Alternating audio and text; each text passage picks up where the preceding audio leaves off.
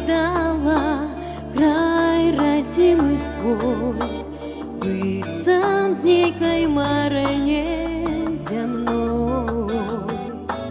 Адлятала птушка ды не ў рай, а ў чужы